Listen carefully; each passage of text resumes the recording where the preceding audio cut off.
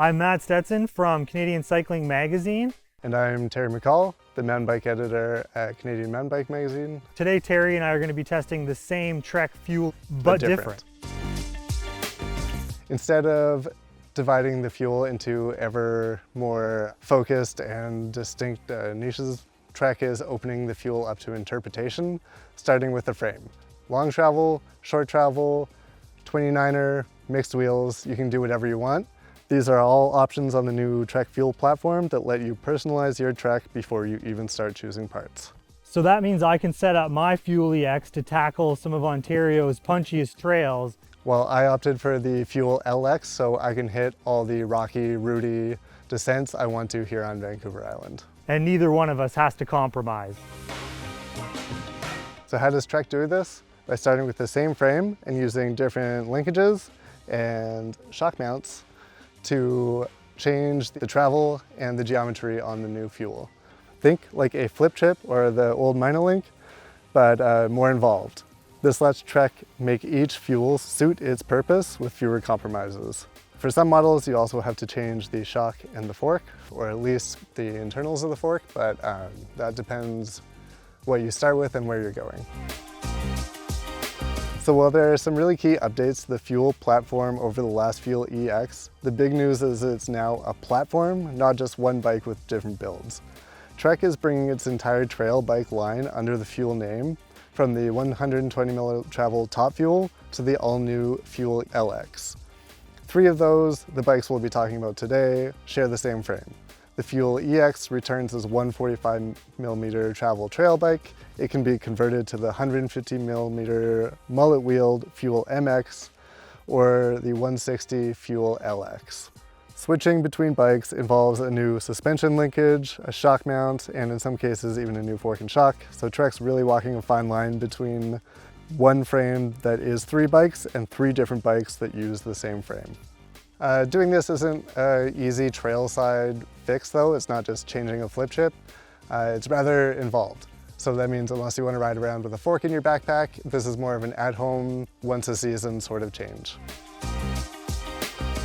So part of the reason Trek uses different linkages and shock mounts for each model on top of the change in fork and or shock is that this also changes the shock kinematics to reflect the different use cases. Most people are riding a 160mm travel trail bike more aggressively than they are a 145mm trail bike. So Trek adjusts the shock progression for each version of the fuel. There are also some of the usual geo-adjust options, including the angle adjust headset to further fine-tune the fuel platform. That opens up a dizzying matrix of setup options for the various fuels, including a so-called secret menu of combinations, like a long travel MX version, that really digs into what's possible with the fuel platform. So this is really about making three fuels as much as it is making a Fuel EX that you can adjust and change. One more note before we dive into the bikes, you might remember the Fuel EXE, Trek's lightweight electric Fuel EX. Now that's called the Fuel Plus. But it can also be an EX Plus, MX Plus, or LX Plus, just like the standard fuel. So if you're thinking about going electric, everything we said about the fuel frame, and we will say going forward, applies just as much to the EMTB version, just with more power. So I'm on the new Fuel LX. Some of you will have noticed that on paper, this looks a lot like the last generation of Slash before Trek moved that to a high pivot bike. That's not an accident. Trek is really trying to bring back that long travel trail bike for people that weren't really into the high pivot design. And having ridden that bike, it was really fun. I'm pretty excited to see this kind of bike coming back. The high pivot is great for its purpose, but having a long travel trail bike and now a Slash that's actually a fuel that comes stock with a coil shock is great. I think that brings back something a lot of people were looking for from Trek when that new Slash came out. Similarly, the Fuel MX revives a part of Trek's lineup that people have been asking after since they kind of discontinued the Remedy. It's not a full 27 bike, but with the mullet setup, you get a lot of what the Remedy offered, but with a more modern package and the option to change things around if you want. I chose to go with the Fuel EX for riding here in Ontario. The slightly shorter travel bike suits these trails really well because we do have to pedal a lot. The EX was surprisingly efficient in pedaling considering the category of bike.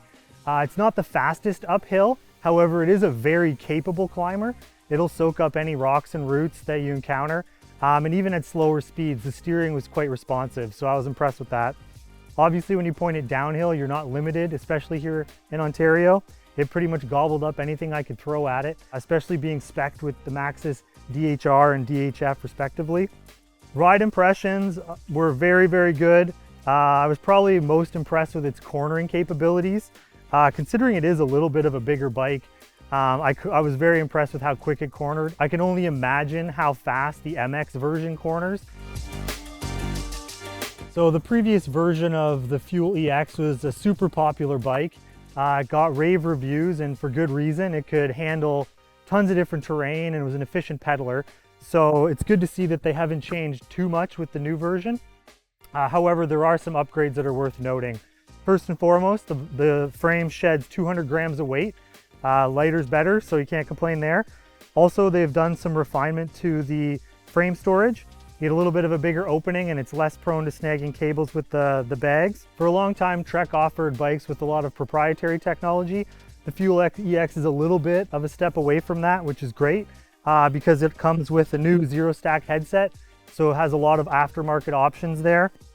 You're also getting improved cable routing, and a really great feature is the straighter seat tube, so you can offer longer dropper posts. The frame also comes with an updated chain protector to help keep things quiet. As Matt Stetson mentioned, he's living in Ontario, where the EX is kind of already a lot for some of the trails out there, but a lot of people travel to ride bikes. And if you're coming out to Whistler for a week, even if I'm going to Whistler from Vancouver Island, I want a different bike than I'm riding here every day. Or if I'm taking a big trip to like South America or Moab.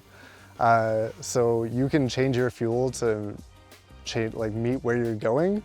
And I think in general, the whole idea of this fuel platform now, instead of fuel models, is offering riders choice. So you can choose to set it up how you want and then change it, or you can just choose the bike you want out of the box. For any of the Project One bikes, you get to choose from EX, LX, MX, and you also get to choose a lot of the parts. Trek is changing what Project One is from just paint schemes and high-end builds to really letting mountain bikers choose what they want on their bike. You get to choose between 4 paint schemes, but then you get to choose your drivetrain, your brakes, your suspension, your shock. You can even change your handlebar, wheels, and tires. And for now, Project One is limited to Raceface, Bontrager, Maxxis, I think Pirelli, and then drivetrains from Shimano and SRAM. And then dropper posts as well. That's going to be expanding in the future. Trek's already looking at how to bring smaller brands and more boutique brands into the Project One so that you can buy your bike set up with exactly what you want instead of getting a bike and having to get parts later and make sure they're compatible and all that kind of stuff that we like to do faffing around with our bikes, but it'll just come set up. Okay, so that's the new Fuel. The Fuel EX that Matt Stetson is riding, the Fuel LX that I'm riding, the Fuel MX, and all of the complementary Fuel Pluses in each of those versions. We've had a good time riding our 2 bikes in our 2 different places. You can read a lot more about it in our review at Cyclingmagazine.ca. You can also listen to our podcast with Ross and Dylan from Trek, explaining why Trek decided to go in this direction with the Fuel platform. It's really interesting to hear their reasons after seeing it, and it'll be interesting to see how people are actually using it. But that's on the Canadian Cycling Magazine podcast, which is also out now.